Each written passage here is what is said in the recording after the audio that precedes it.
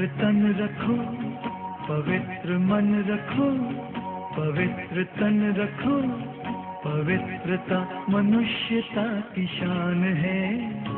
जो मन वचन कर्म से पवित्र है, वो चरित्रवान ही यहाँ महान है। पवित्र मन रखो, पवित्र तन रखो, पवित्रता मनुष्यता की शान है। जो मन वचन कर्म से पवित्र है, वो चरित्रवान ही यहाँ महान है।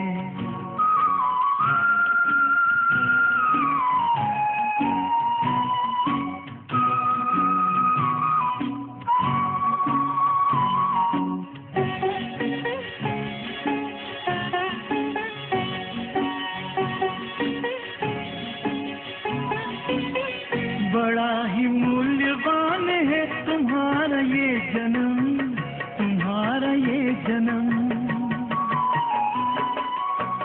बड़ा ही मूल्यवान है तुम्हारा ये जन्म, तुम्हारा ये जन्म। जगत की कर्म भूमि में करो भले कर्म, करो भले कर्म। अच्छे रखो विचार, उत्तम करो व्यवहार। अच्छे रखो विचार, उत्तम करो व्यवहार।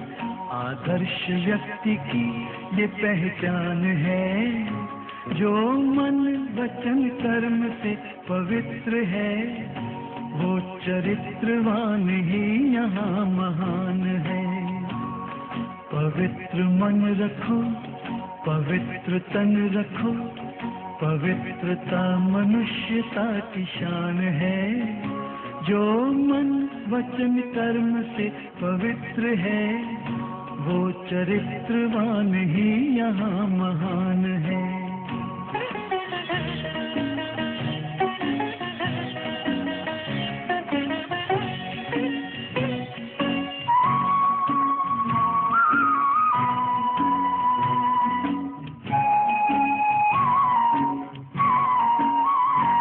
अपनी आँख में अमृत रखो विमल विमल, सदा विमल विमल। तुम अपनी आँख में अमृत रखो विमल विमल, सदा विमल विमल। तुम्हारी वाणी में माधुर्य हो सरल सरल, सदा सरल सरल। तुम हो के निर्विकार, सबका करो सत्कार। तुम हो के निर्विकार, सबका करो सत्कार। ये जन्म तुम्हारा इम्तिहान है। जो मन वचन कर्म से पवित्र है, वो चरित्रवान ही यहाँ महान है। पवित्र मन रखो, पवित्र तन रखो, पवित्रता मनुष्यता की शान है। जो मन वचन कर्म से पवित्र है, वो चरित्रवान ही यहाँ महान है। पवित्र मन रखो, पवित्र मन रखो, पवित्र मन रखो, पवित्र मन रखो, पवित्र मन रखो, पवित्र मन रखो।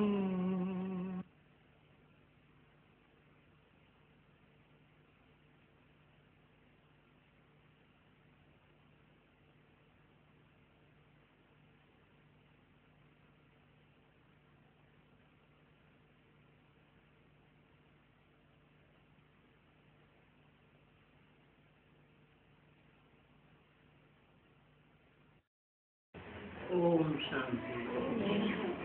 वाणी चल रही थी 7 मई 1966 की। पहले पेज के मध्य में बात चल रही थी, स्पिरिचुअल लीडर कोई नहीं हो सकता सिवाय एक बाप के। लीडर माना लीड करने वाला, ले जाने वाला, अर्थात नेता। कहाँ ले जाने वाला? मुक्ति धाम और जीवन मुक्ति धाम। तो कह देते हैं स्पिरिचुअल लीडर। वास्तव में स्पिरिचुअल फादर सभी का एक है। वो जब आए तब आकर नॉलेज दे, बिना आए नॉलेज भी मुक्ति और जीवन मुक्ति की नहीं दे सकता। तो तुम जानते हो, बाकी तो सब गपोड़े ही लगाते रहते हैं। स्पिरिचुअल लीडर अखबार में पढ़ा था। ऐसे तो अखबार भी पढ़नी चाहिए, फिर रिस्पॉन्ड करना चाहिए। ये बौद्धिक कौम का स्पिरिचुअल लीडर है, उनको लिखना चाहिए। वास्तव में कोई स्पिरिचुअल लीडर है नहीं। स्पिरिचुअल फादर है ही एक मनुष्य जिसमें मुकर्रर रूप से परमात्मा प्रवेश करके स्पिरिचुअल लीडर बनते हैं। और कोई स्पिरिचुअल लीडर नहीं हो सकता। तुम तो कोई स्पिरिचुअल लीडर थोड़े ही हो, तुम तो बाप के बच्चे हो ना। सृष्टि का चक्कर कैसे फिरता है ये और कोई को नॉलेज नहीं है। तुम बच्चों में भी नंबरवार हैं, कोई तो भूल जाते हैं। बाप को भूलने से ही आर्पण बन जाते हैं। माया ऐसी है जो आस्तिक से नास्तिक बना देती है। आस्तिक बना, जो बाप को जानते हैं वो आस्तिक, और जो बाप और बाप की रचना को नहीं जानते हैं वो नास्तिक। तो आस्तिक से नास्तिक कौन बनाता है? माया बनाती है। अभी अभी निश्चय बुद्धि होते हैं, बाप को जानते हैं, और अभी अभी माया नास्तिक बना देती है। कहते हैं कि फीलिंग आती है कि बाप को हम भूल गए। भूल जाने से अपना ही नुकसान कर देते हैं। विकर्म हो जाते हैं। विकर्म कर्मेंद्रियों से भी कर लेते हैं। वाचा से विकर्म करें तो कम पाप है। मनसा से विपरीत कर्म करते हैं तो और ही कम पाप है। लेकिन अगर कर्मेंद्रियों से पाप कर्म विपरीत कर्म कर दिया तो बहुत पाप बढ़ जाता है। तुम जानते हो मंजिल बहुत ऊंची है। अंत पुरुषार्थ करना है जो अंत काल सिर्फ बाप की याद आए।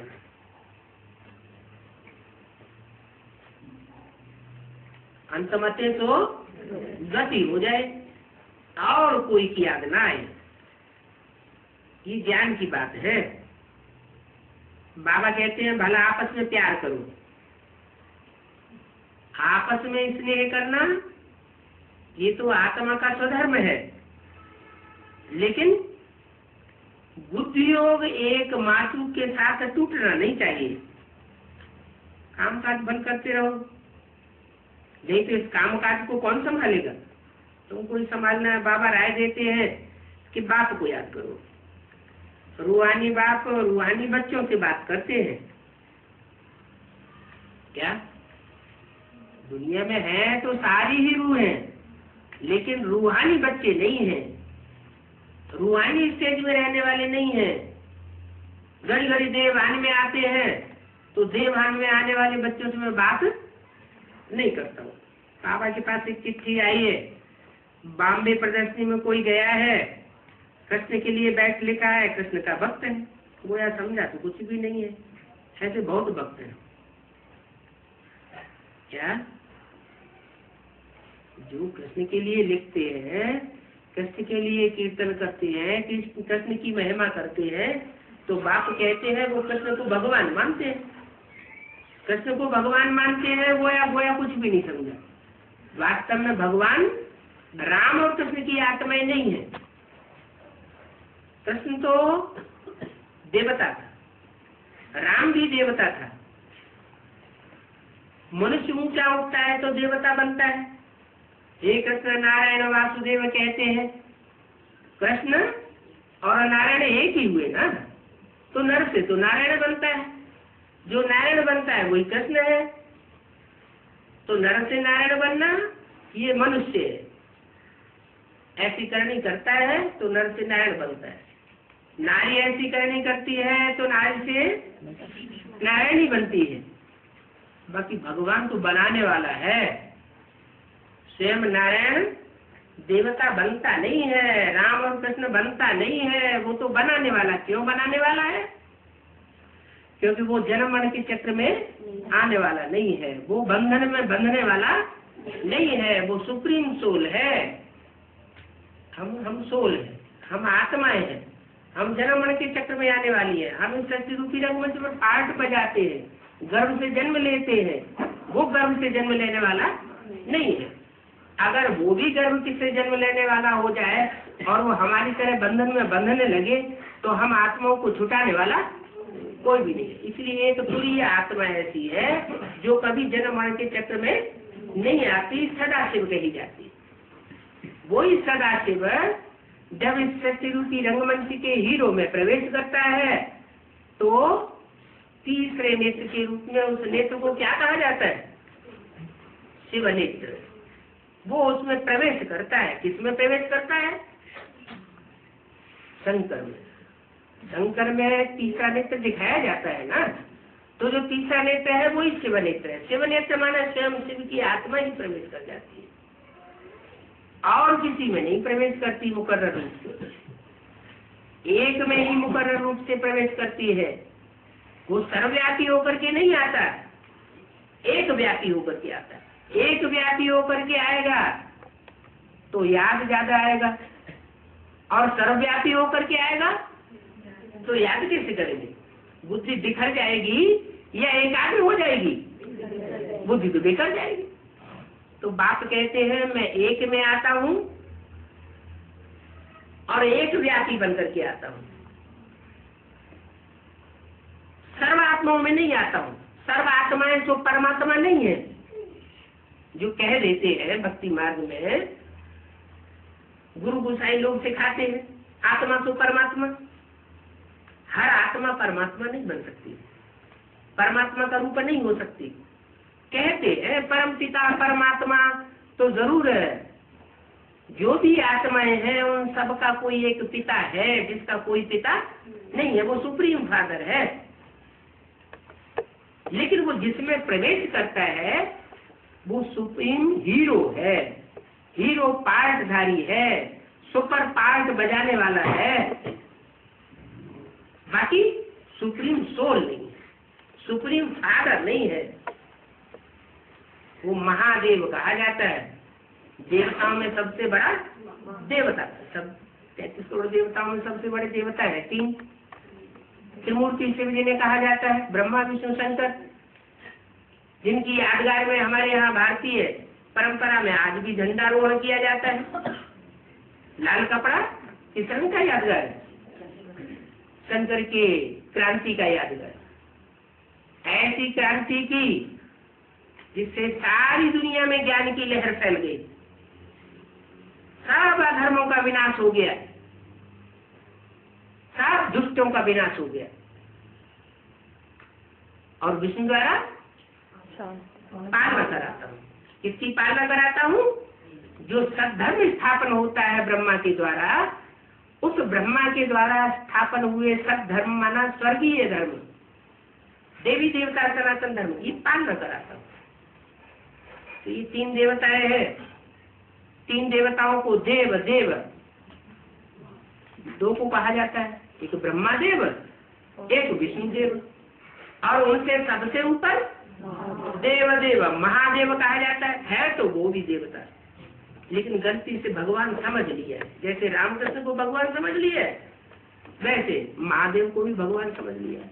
वास्तव में महादेव भगवान नहीं है, महादेव में वो सुप्रीम सोल शिव प्रवेश करता है। तो शिव शंकर अलग हुए या एक हुआ? शिव की आत्मा अलग हुई, शंकर की आत्मा अलग हुई। आत्माएं अलग अलग हैं लेकिन शरीर शरीर एक ही है। तो जिसमें वो प्रवेश करके निराकार संसार में निराकारी स्टेज में प्रत्यक्ष होता है तो उसको कहा जाता है बड़े से बड़ा धर्म पिता, बापों का भी बाप। जो भी धर्म पिताएं हैं इब्राहिम, बुद्ध, क्राइस्ट, गुरु नानक, वो महान आत्माएं तो हैं, अपने अपने धर्मों के पिता तो हैं, लेकिन उन धर्म पिताओं का भी वो बाप है। वो जो धर्म स्थापन करता है और उस धर्म में जो प्राप्ति होती है, वो प्राप्ति और किसी भी धर्म में नहीं हो सकती। क्या प्राप्ति होती है? वो प्राप्ति होती है जहाँ सुख ही सुख होता है, जहाँ दुख का नाम निशान नहीं होता। कोई कहते हैं ऐसी कोई दुनिया नहीं होती जहाँ सुख ही सुख हो, दुख का नाम निशान नहीं हो। अरे जब घोर सोझा हो सकता है तो घोर अंधियारा नहीं हो सकता। घोर अंधियारा होगा तो घोर सोझा भी होगा। तो घोर दुख हो सकता है जहाँ दुख ही दुख, अपार दुख, रव रव नरक आत्माओं को महसूस होता है, 24 घंटे जैसे रोती हुई पड़ी है। तो जब ऐसा दुख दुनिया में हो सकता है तो ऐसा सुख भी तो हो सकता है जहाँ सुख ही सुख, अपार सुख हो। कंट्रास्ट तो जरूर होता है। तो अपार सुखों की दुनिया स्थापन करने वाला वो सुप्रीम सोल बाप है, जो सब धर्म पिताओं का बाप है। सब धर्म पिताओं का बाप कैसे है? क्योंकि हर धर्म में से चुनी हुई श्रेष्ठ आत्माओं को कलेक्शन करता है और उनको ज्ञान देकर के शूद्र से देवता बनाता है। शूद्र से पहले ब्राह्मण और ब्राह्मणों को फिर शिक्षा देकर के देवता बनाने का कार्य वो सुप्रीम सोल का है। इसलिए वो उन धर्म पिताओं का भी बाप है, क्योंकि वो धर्म पिताएं आकर के सिर्फ अपनी धर्म की स्थापना करते हैं। नए धर्म की स्थापना तो की, इस सत्य रूपी मकान में कहीं न कहीं मरम्मत तो की, लेकिन नया मकान नहीं बना सकते। मनुष्य को देवता नहीं बना सकते, सुख को एवरलास्टिंग नहीं बना सकते, दुख पूरा खत्म नहीं कर सकते। दुनिया में सुख भी चलता रहता है, दुख भी चलता रहता है।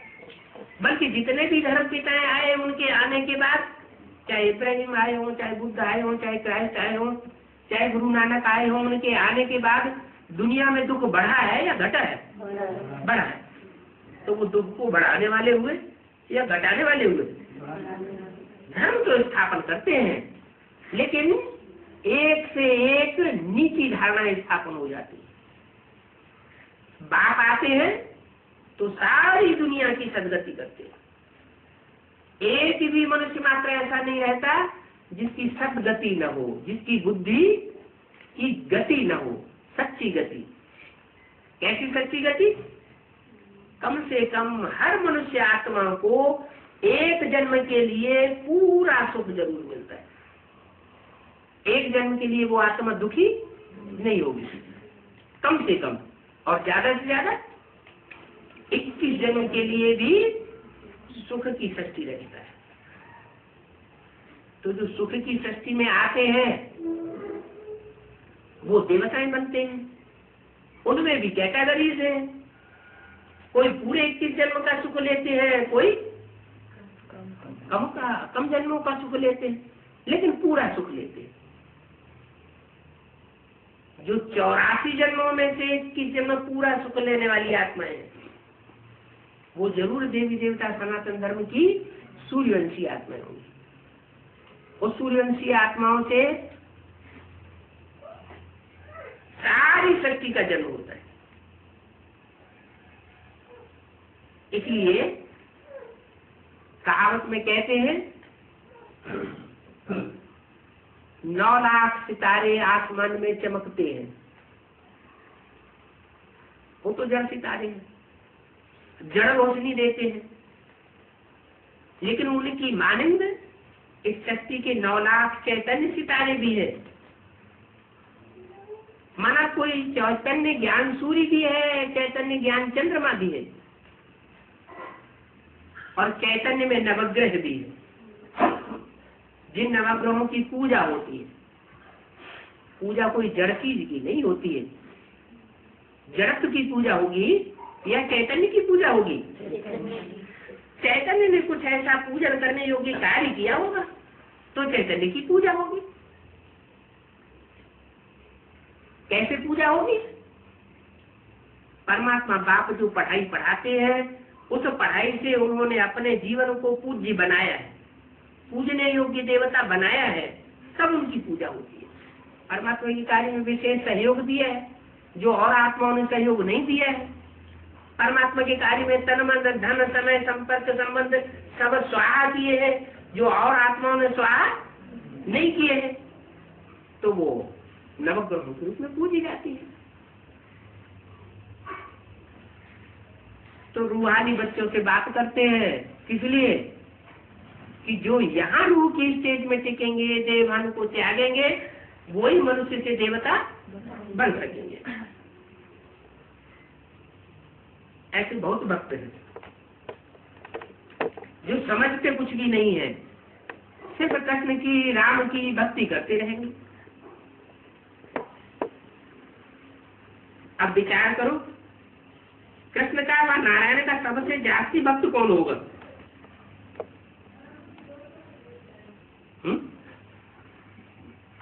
कृष्ण का सबसे जास्ती भक्त कौन होगा? जो कृष्ण की सोल होगी वही कृष्ण का सबसे जास्ती भक्त होगा। जो नारायण नर से बना होगा वही नारायण का सबसे जास्ती भक्त होगा। माना जो पूजी बनते हैं वही पुजारी बनते हैं। स्वयं सुप्रीम सोल शिव जो सदा शिव है, न पूजी बनता है, न पुजारी बनता है, न देवता बनता है, न भक्ति करता है।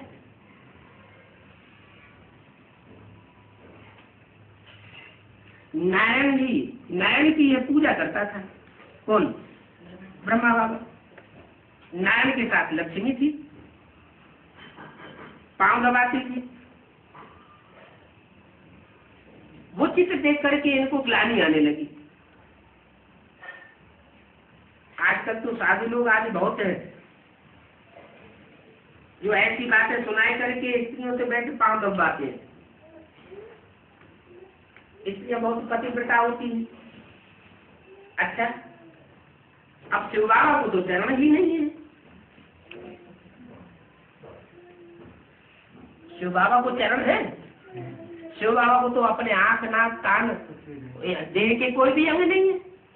वो तो सदा शिव है, सुप्रीम सोल है। किसी ने कहा अंगूठा मिसल है, तो उस अंगूठे मिसल को धोकर के पीवे? ये तो ब्रह्मा का अंगूठा है, ये भी मेरा थोड़ा ही है।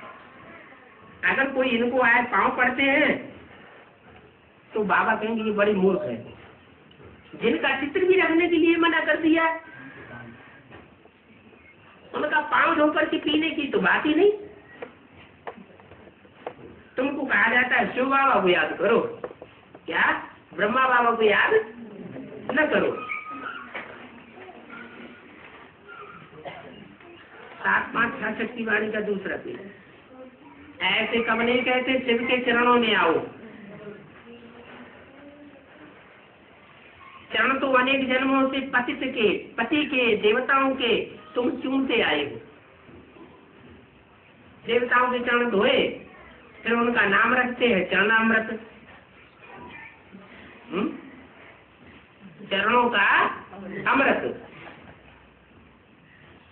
अब कौन से चरण की बात है? बुद्ध रूपी पांव की बात है। जैसे पांव से कहीं पहुंचा जाता है, ऐसे कहते हैं कि तुम्हारी बुद्धि हमारे गुरु जी तक नहीं पहुंच सकती। तुम्हारे चरण जो है वो गुरु जी तक नहीं पहुंच सकते। तो चरण छूने का मतलब ये नहीं है कि कोई स्थूल पांव छुए जाए, स्थूल रज ली जाए। चरण रज का मतलब ही होता है, चरण माने बुद्ध रूपी पांव। जिस बुद्ध रूपी पांव में थोड़ी सी देवान की रगड़ लग जाती है। किसमें रगड़ लगती है? सुप्रीम सोल में, या जिसमें प्रवेश करता है उसमें? वो जिसमें प्रवेश करता है उसमें संतरंग लगता है। तो वो चरण रज भी माथे से लगाने से बहुत पुण्य होता है, ऐसे भक्तिवाद में मानते हैं। बाकी उस चरण रज की बात नहीं है। जो स्थूल दिखाई जाती है। स्त्रियां पति को गुरु ईश्वर मानती हैं तो उनको उनका अंगूठा धो करके पीती। बाप कहते हैं तुमको याद सिर्फ शिव बाबा को करना है, बाकी चरण धोकर पीने की कोई बात नहीं है, तुमको किसी को माथा टिकाने की दरकार नहीं। तुमको तो शिव बाबा आकर के कितना ऊंचा बनाते हैं, जगत माता बनाते हैं। जगतपति जो बनता है उसकी भी तुम क्या हो, जगत माता हो।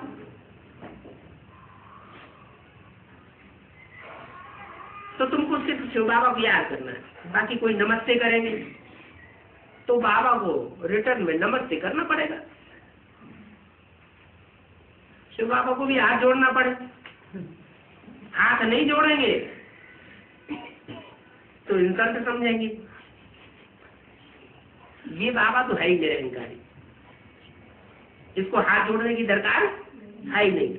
वो गुरु लोग होते हैं, सामने आते हैं, अगर उनके पाँव न छुए, उनको हाथ न जोड़े, वंदना न करे तो उनको बहुत अहंकार आ जाता है, उनको क्रोध आता है, श्राप दे देते। हाँ, इंसल्ट समझेंगे।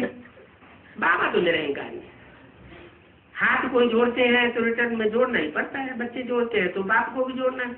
बच्चों को तो समझाते हैं तुम न हाथ जोड़ो और न कोई के पाँव पकड़ो, नहीं तो भगवान को भी हाथ जोड़वाते हो।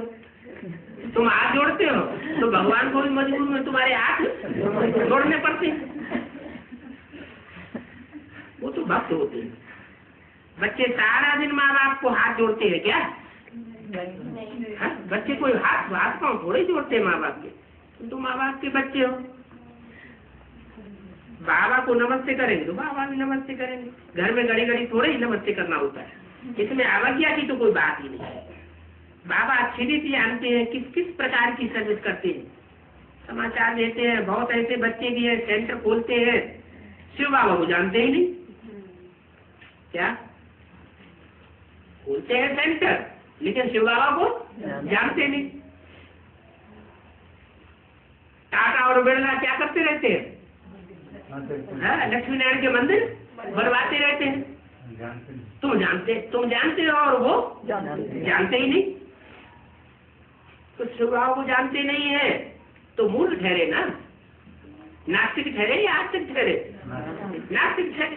यहाँ भी बड़े बड़े ब्रह्मा कुमार हैं जो बड़े बड़े आलिशान सेंटर खोलते रहते हैं, लेकिन जिनके सेंटर खोलते हैं उनको जानते ही नहीं। मुरली कब सुनेंगे नहीं, मारे अहंकार के सेंटर खोलते रहते हैं। बड़े आदमी हैं, सिर्फ समझेंगे इन्होंने अच्छा काम किया है, खर्चा दे देते हैं, खुद नहीं उठाते, दूसरे उठाए लेते हैं। बाप भी कहते हैं मैं तो गरीब निवाज हूँ। क्या इस दुनिया के जितने भी साहूकार हैं वो सब गरीब बनने वाले। कोई कोई मददगार भी बहुत बनते हैं, जो पैसे की एक ईंट लगाते हैं बड़े साहूकार बन जाते हैं। बच्चों को बहुत प्यार से सर्विस करनी है। हम ब्रह्मा कुमार कुमारियां हैं, शिव बाबा के पोत्रे हैं और हैं ढेर। सब तो सच्चे नहीं है क्या? ब्रह्मा कुमार कुमारियां तो है, ढेर है, लेकिन सब सच्चे नहीं है। माने उनमें झूठे भी बहुत हैं और सच्चे बहुत थोड़े हैं। ब्रह्मा कुमार कुमारी उनको ही कहलाना चाहिए जो इकट्ठे रहते पवित्र रह सकते हैं। क्या कहा है? इनको कहलाना चाहिए। ब्रह्मा कुमार कुमारी उनको ही कहलाना चाहिए जो इकट्ठे रहते पवित्र रह सकते हो, ये पान का बीड़ा उठा सकते हो। इसलिए बाबा कहते हैं आगे चल करके युगलों की बहुत महिमा निकलेगी। क्यों? क्योंकि संसार के सामने वो प्रूफ होंगे कि ये इकट्ठे रहते भी लक्ष्मी नारायण के मंदिर बनाकर रहते हैं, दूसरों को लक्ष्मी नारायण बनाने का पुरुषार्थ करते हैं, खुद भी अपना जीवन लक्ष्मी नारायण जैसा बनाए रहे। अच्छा, और जो सन्यासी मंदिरों में रहते हैं तो नहीं रहते। कैसे? इकट्ठे। इकट्ठे माना पति पत्नी युगल बनकर के इकट्ठे तो नहीं रहते। अच्छा, वो तो दुनिया में सन्यासी हो गए। ब्राह्मणों की दुनिया में भी कोई ऐसे सन्यासी है? बीके वाले हैं। देखो कैलाश माता बोल रही है, अभी ब्रह्म भगवान ने पकड़ेंगे। है? इसलिए मुरली में कहा है, जहाँ जहाँ संन्यास आश्रम खुले हुए हैं उन संन्यास आश्रम के सामने ही तुम अपनी गीता पाठशाला खोल दो, बड़ा मजा आएगा। तो बोला ब्रह्मा कुमार कुमारी उनको ही कहलाना चाहिए जो इकट्ठे रहते पवित्र रह सकते हैं। इसका मतलब जो सन्यासी बनकर के रह रहे हैं, मठपंथ स्थापन कर रहे हैं, भीख मांग मांग करके बड़े बड़े महल माड़ियां अटारियां भले इकट्ठे कर लेते हैं, लेकिन खुद पवित्र नहीं रह करके दिखा सकते इकट्ठे होकर के, तो वो ब्रह्मा कुमार कुमारी नहीं हुए। क्या हुए? हैं? सन्यासी हुए। हाँ। नहीं रह सकते हैं और कहलाते हैं ब्रह्मा कुमार कुमारी, तो उनके ऊपर फिर बड़ा पाप चढ़ जाता है। ये क्या बोला? नहीं रह सकते हैं तो फिर बड़ा पाप हो जाता है। अगर पवित्र रह सकते हैं तो बहुत बड़ा पुण्य करते हैं। किस लक्ष्मी नारायण का मंदिर खोल करके बैठे, बहुत ऊंचा पुरुषार्थ करते हैं, नर से नारायण बनना और दूसरों को बनाना। अगर नहीं रह सकते हैं, डर लगता है कि हम अगर इकट्ठे होकर के रहेंगे तो आग कपूस की आग लग जाएगी, तो इसका मतलब अंदर एक और बाहर दूसरे हैं। दुनिया को सुनाते हैं, कहलाते हैं कि हम ब्रह्मा कुमार हैं, लेकिन रह नहीं सकते।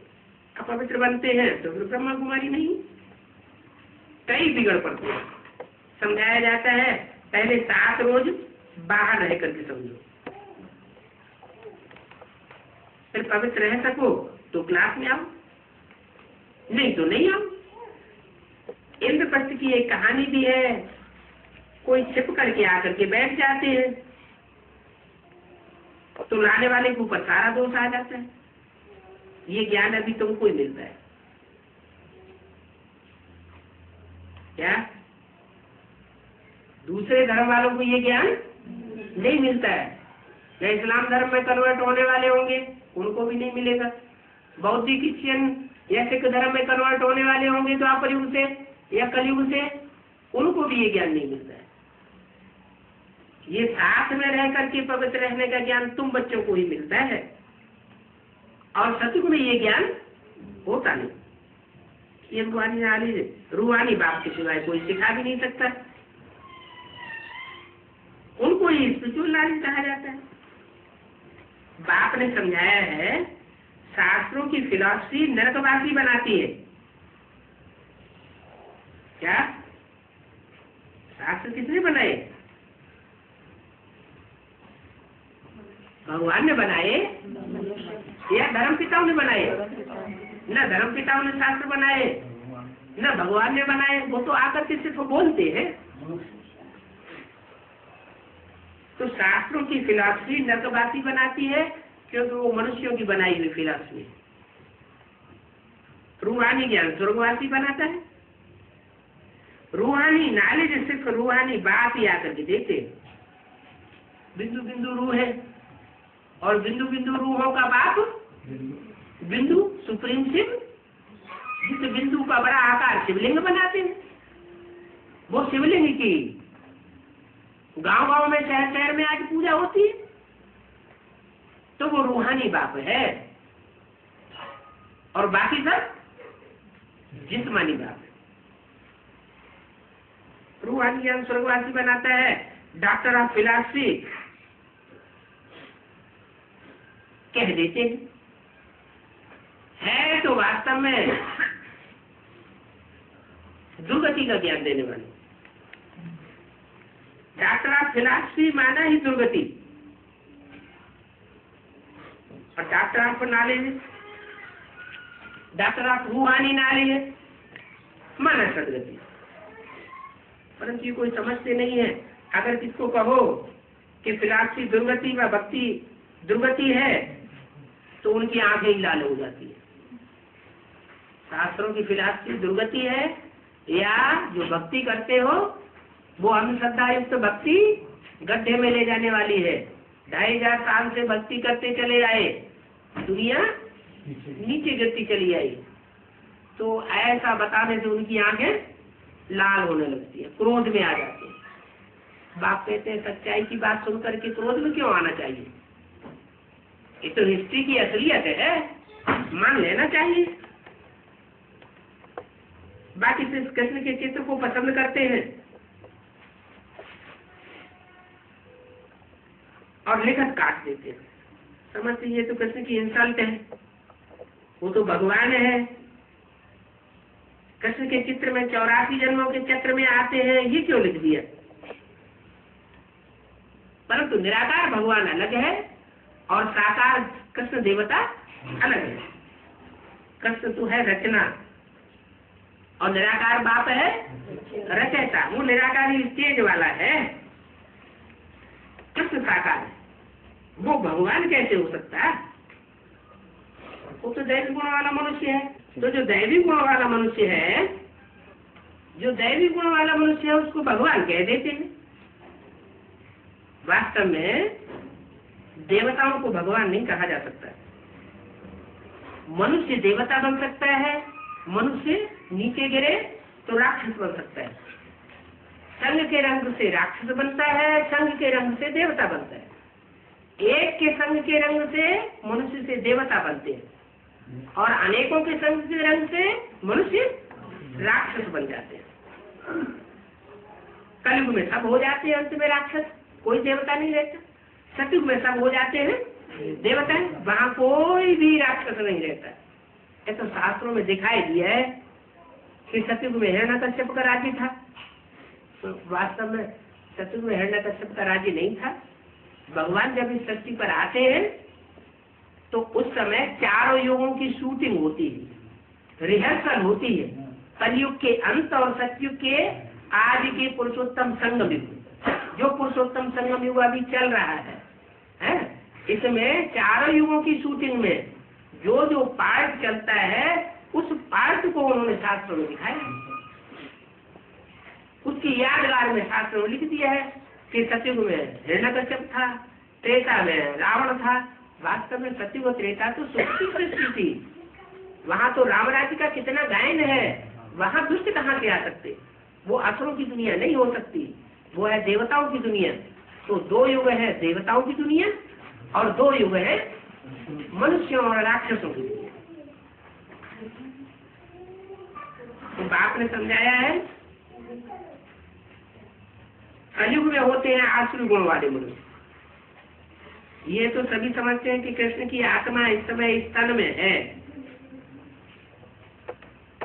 इस तन में, ब्रह्मा बाबा के तन में।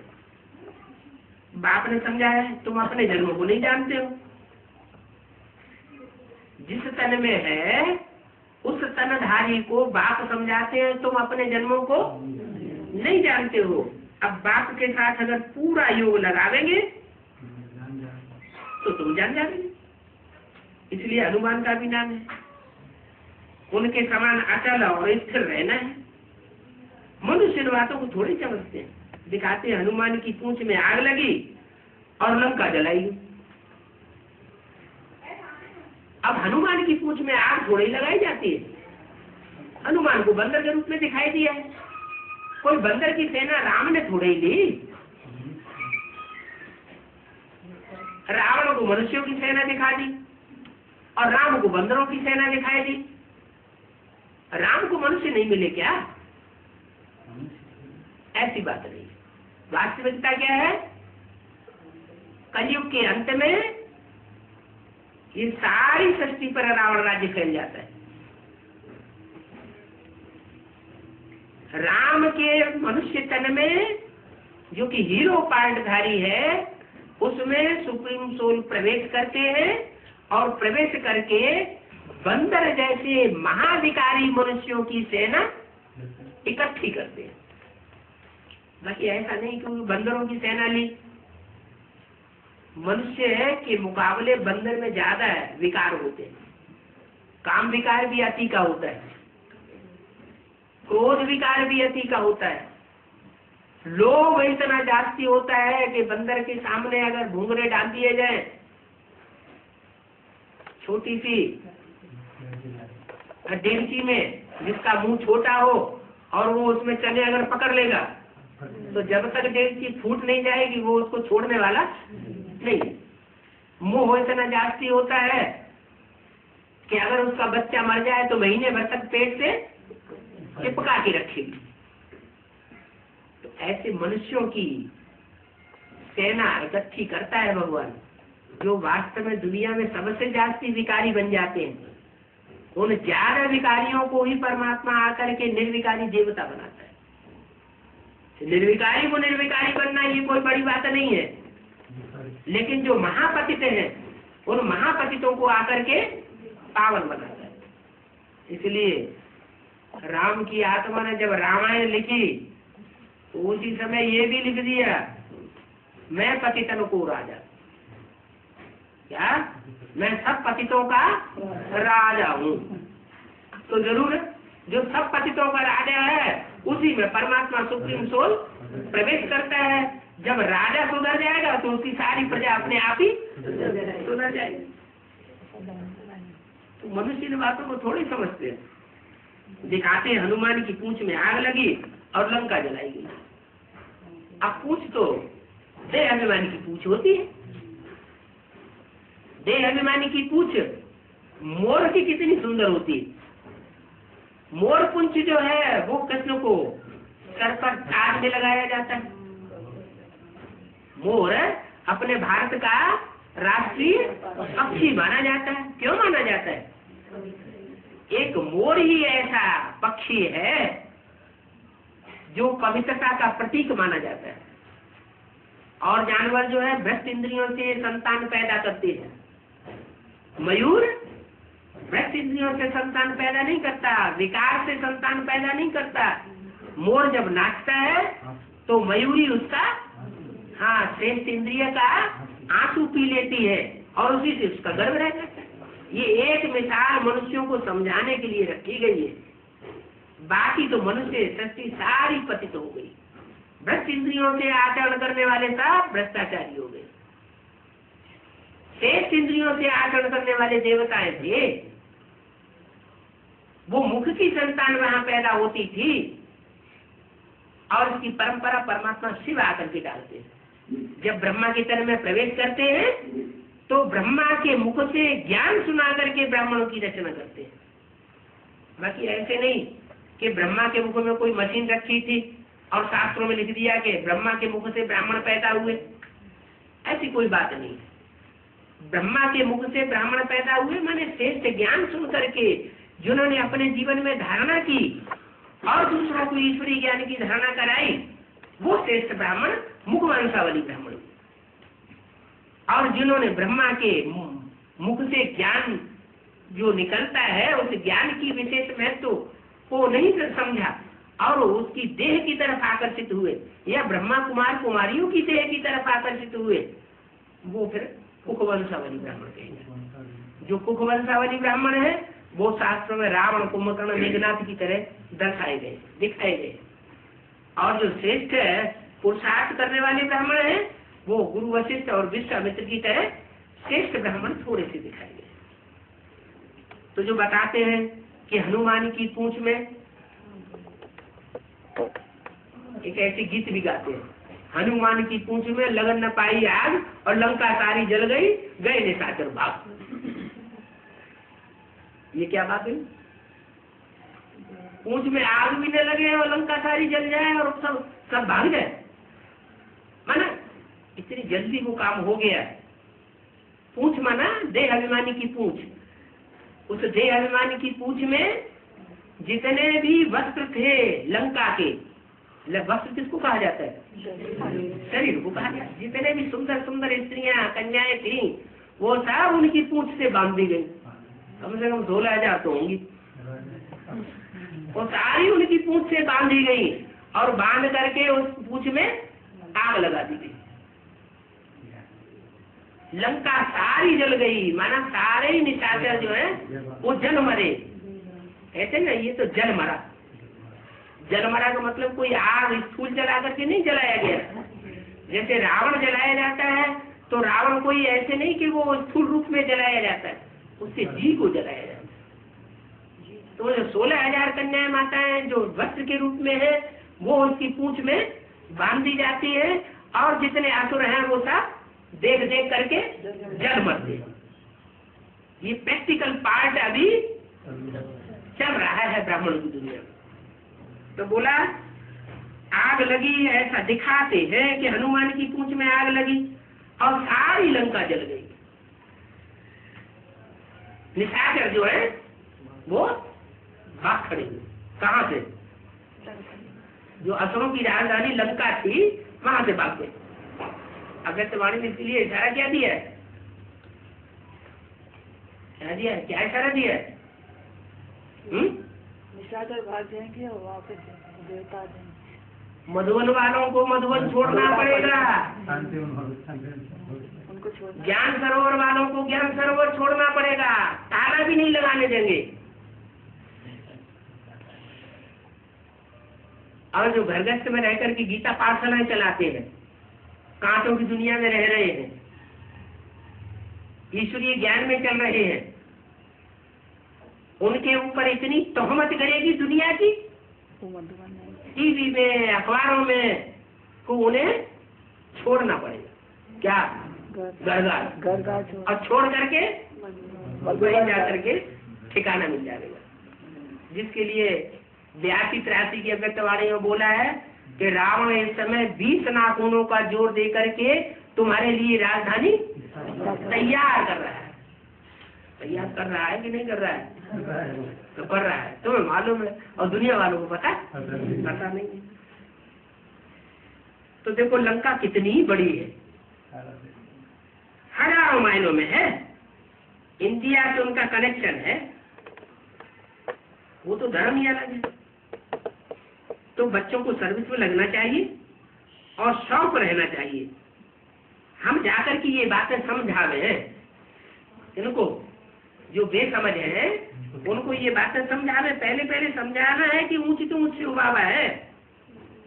क्या ये हनुमान जो आग लगाने वाला है वो ऊंचे तो ऊंचे नहीं है,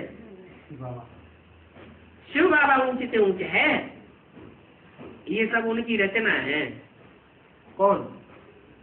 जो ढेर सारे भगवान के अवतार दिखाई दिए हैं, कच्छ अवतार, मत्स्य अवतार, कछुए की तरह पार्ट बजाने वाले, मछली की तरह, माछला की तरह पार्ट बजाने वाले, घोड़े की तरह पार्ट बजाने वाले, सूअर की तरह पार्ट बजाने वाले,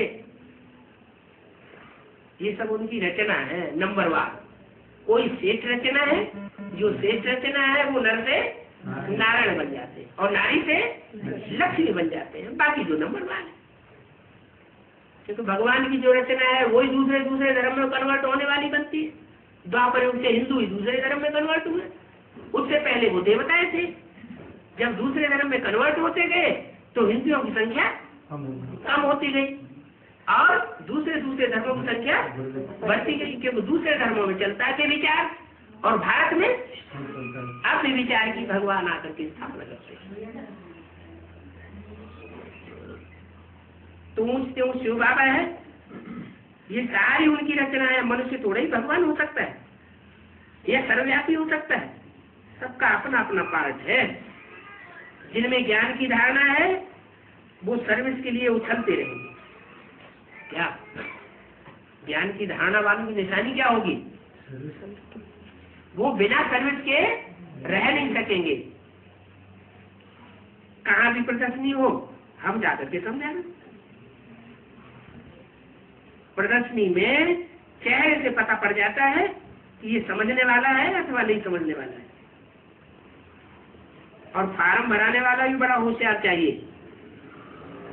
बाप का नाम लिखो तो वो अपने शरीर के बाप का नाम लिखेगा। तुम उससे पूछो कि तुम कौन हो, तुम आत्मा हो या शरीर हो, तो अपने शरीर का बाप का नाम लिखेगा। तो उनसे पूछो तुम आत्मा हो या शरीर हो, तो भारत का वासी होगा तो कह देगा मैं तो आत्मा हूँ। विदेशी होगा, ज्यादा देवान में होगा तो कहेगा मैं कलेक्टर हूँ, मिनिस्टर हूँ, ये हूँ वो हूँ। विदेशियों का असर पड़ा हुआ होगा। तो उनको समझाना है कि तुम तो ज्योति बिंदु आत्मा हो, जिस ज्योति बिंदु की यादगार मस्तक में टीका लगाया जाता है। ये आत्मा के टिकने का स्थान है।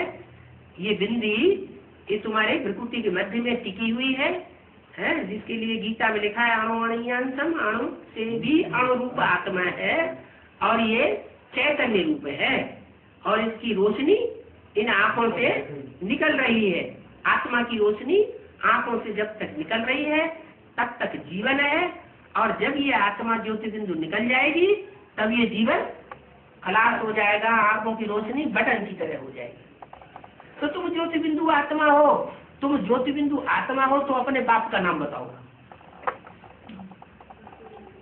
तो सत्य माधर ये क्या कहते हैं, आत्मा का भी बाप का नाम होता है। अरे दुनिया जानती है गॉड फादर परमात्मा, परम पिता परमात्मा कहते हैं ना, तो कैसा होगा? अरे जैसा बच्चा होगा वैसा ही बाप होगा। सपोला लंबा लंबा होता है तो उसका बाप कैसा होगा? वो भी लंबा होगा।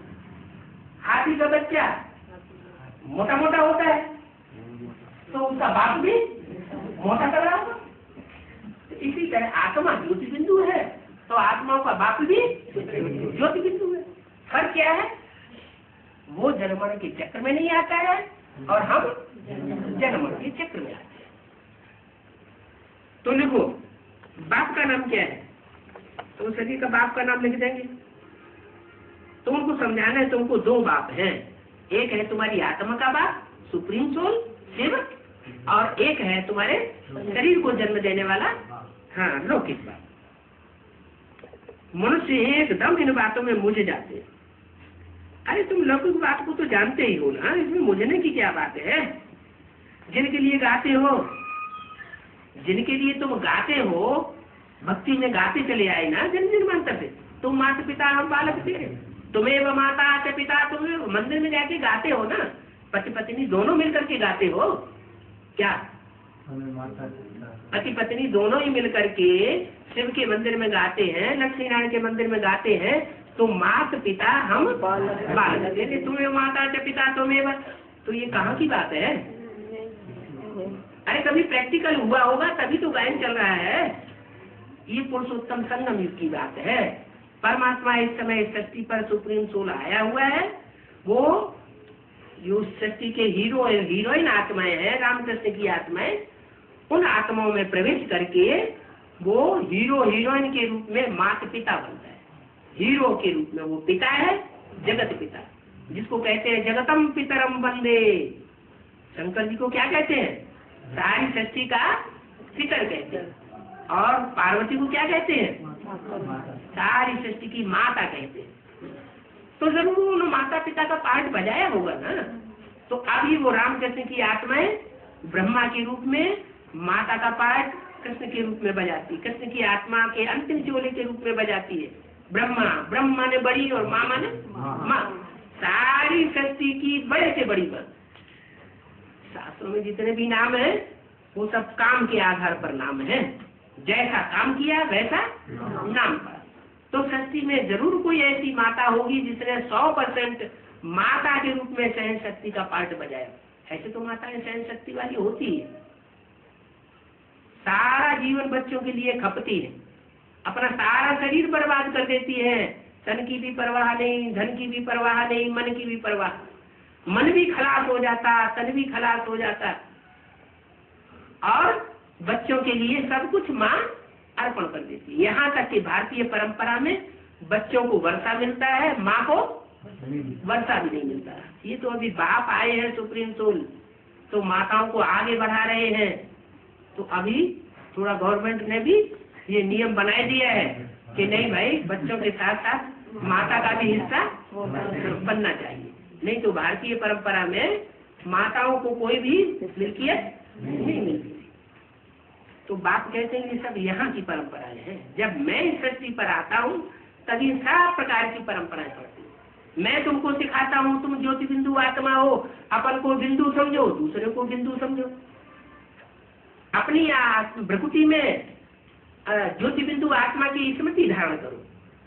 वो टीका टिकने का दिखाने की जरूरत नहीं है, त्रिपुंड लगाने की जरूरत नहीं है, बल्कि आत्मिक स्मृति में टिकने की बात है। तो भक्ति मार्ग में टीका लगाते है कहाँ की यादगार?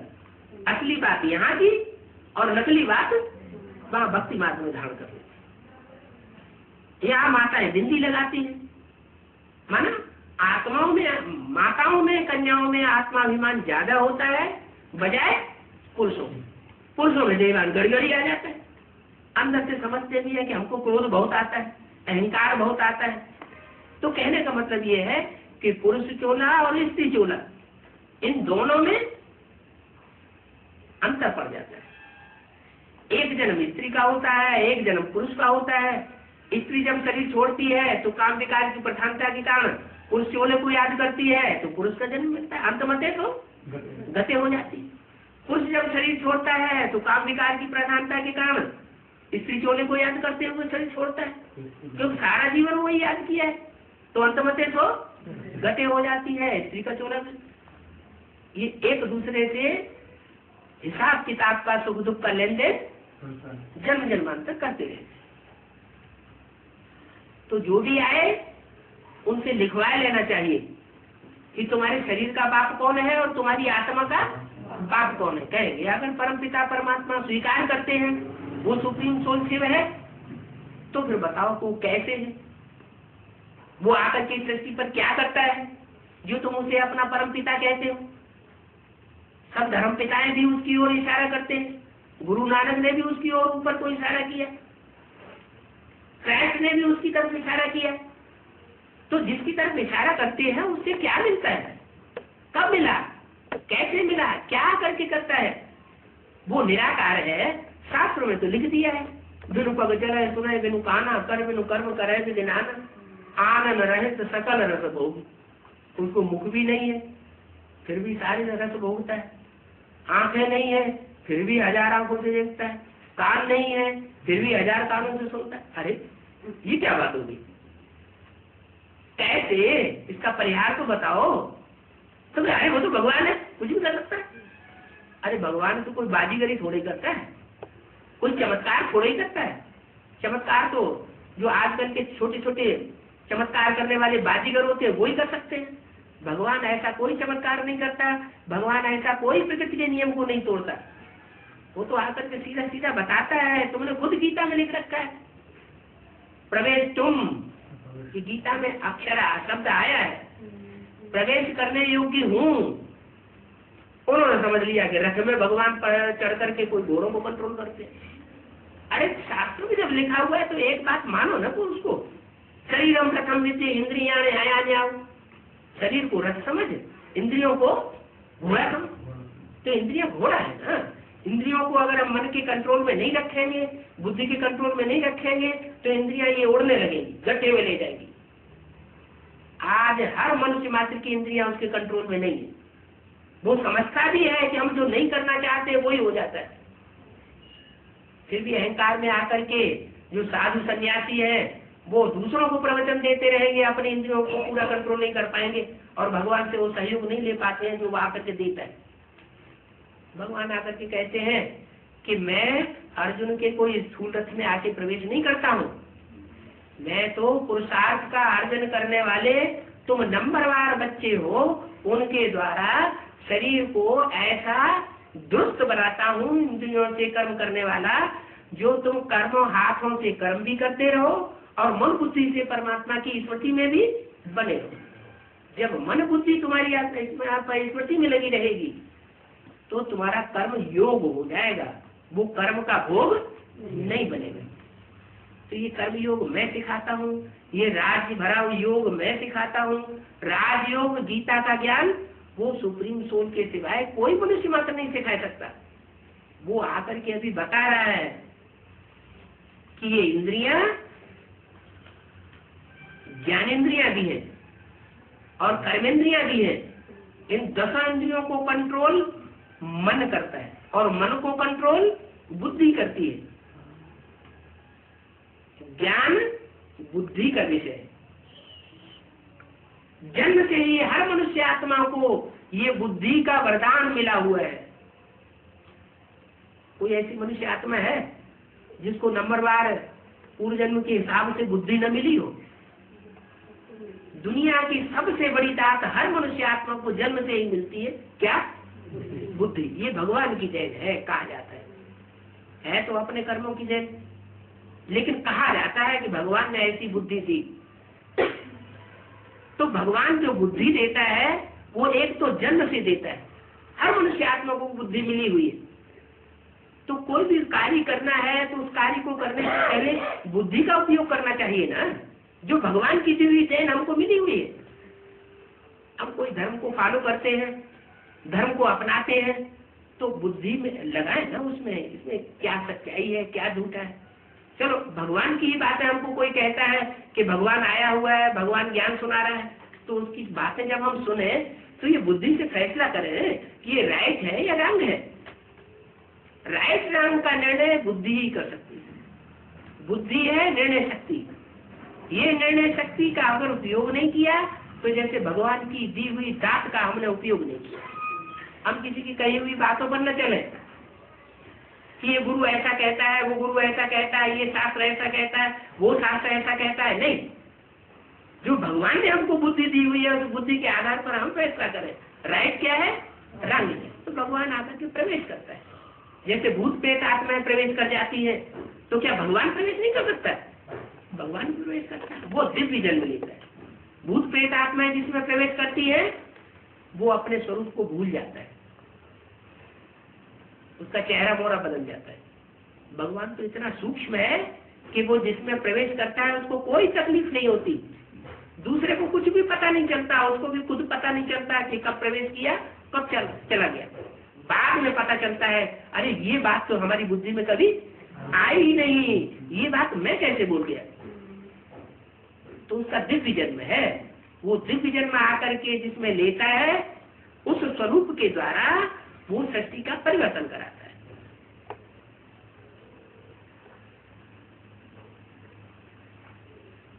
तो गाते हैं तुम माता पिता हम बालक तेरे, उनको जानते ही नहीं हो। अभी बाप आकर के बतलाते हैं सभी आत्माओं का बाप शिव है, वो बेहद का बाप है। 500 करोड़ मनुष्य आत्माओं का बाप है, वो है मनुष्य आत्माओं का बाप। और वो जिसमें प्रवेश करता है राम के अंतिम जन्म के चोले में, कलयुग के अंत में, वो है सारी मनुष्यों का बाप। मनुष्य जो है इस दुनिया में 500-700 करोड़ है। 500-700 करोड़ मनुष्यों के बाप को दूसरे धर्मों में कहा जाता है आदम अथवा एडम। सृष्टि के आदि पुरुष का नाम सब धर्मों में माना जाता है। हर धर्म के लोग अपने आदि पुरुष को मानते हैं, भले जानते नहीं है। भारतीय परंपरा में थोड़ा ज्यादा जानते हैं। उसको कहते हैं जगतम पितरम। शंकर जी को मानते हैं कि वो जगत का पिता है। तो वो जगत का पिता शंकर के रूप में कलयुग के अंत में संसार में प्रत्यक्ष होता है महादेव के रूप में। वो देवताओं का भी बाप है, वो मनुष्यों का भी बाप है, वो भस्मासुर जैसे असुरों का भी बाप है। वो सारी मनुष्य शक्ति का बाप है। विष्णु को देखा जाएगा शास्त्रों में तो वो सिर्फ देवताओं का ही संवर्धन करते हैं, उन्हीं का ही पक्ष लेते हैं। उनको जैसे राक्षसों से नफरत है। और शंकर जी को, शंकर जी सबको वरदान दे जाते हैं, चाहे कोई हो सबको वरदान दे देते हैं। वर आता है आसुतोष अवडरानी, ऐसे उनको कहा जाता है। क्यों कहा जाता है? क्योंकि उनमें इतनी शक्ति है कि वो असुरों को भी देवता बना सकते हैं। ये काम दूसरा कोई दुनिया में नहीं कर सकता। न ब्रह्मा कर सकते हैं न विष्णु कर सकते हैं। ये सिर्फ बाप का ही काम है। जिस बेहद मनुष्य शक्ति के बाप में वो आत्माओं का बाप सुप्रीम सोल प्रवेश करके एडम अथवा आदम के रूप में संसार में प्रत्यक्ष हो जाता है। ओम।